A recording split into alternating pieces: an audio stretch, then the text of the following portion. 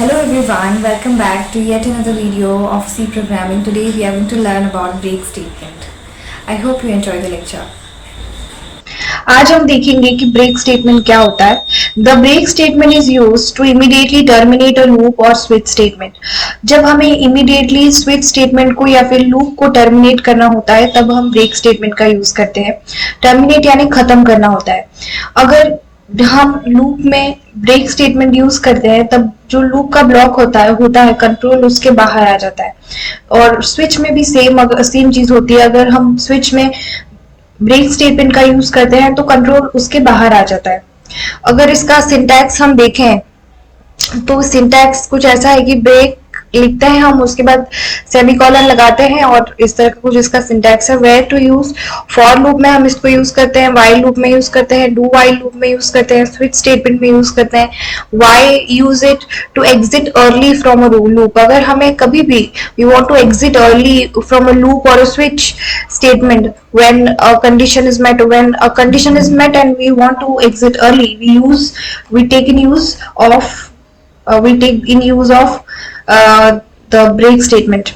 And then going forward we have our example in loop.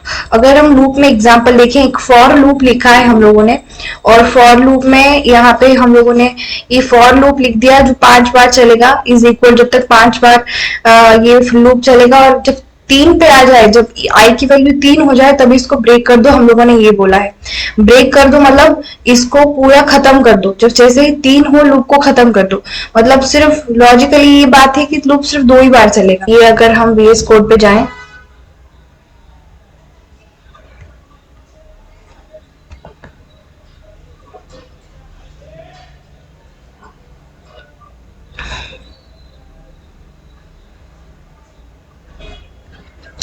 अगर ये हम यहाँ पे देखें तो यहाँ पे ये जो कोड है ये 5 बार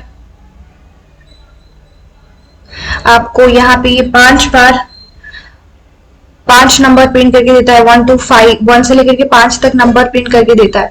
यहीं पे अगर मैंने ब्रेक लगा दिया, ब्रेक स्टेटमेंट लगा दिया कि जैसे ही i इज इक्वल्स टू 3 हो जाए तब ब्रेक कर दो, ये पूरा मतलब फॉर लूप खत्म कर दो। i इज इक्वल्स टू जैसे 3 हो जाए फॉर लूप खत्म कर दो, तो मतलब फॉर ये जो कंट्रोल है ये ब्लॉक के बाहर आ जाएगा। ये पूरा जो ब्लॉक है ना इसके बाहर आ जाएगा।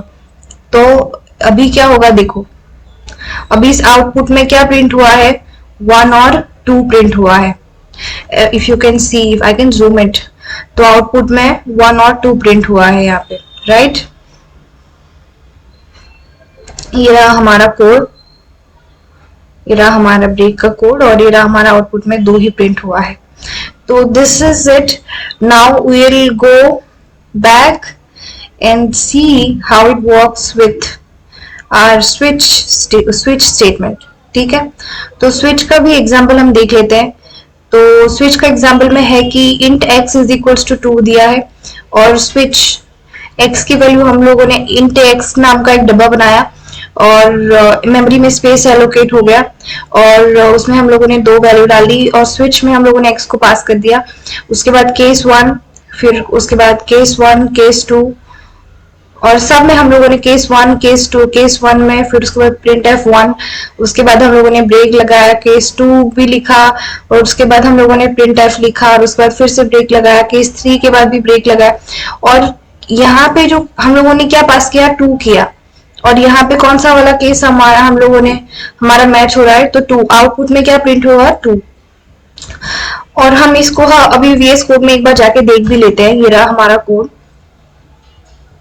और इसको अगर हम रन करें तो ये रहा हमारा 2 यहाँ पे आउटपुट स्क्रीन पे प्रिंट हो गया है,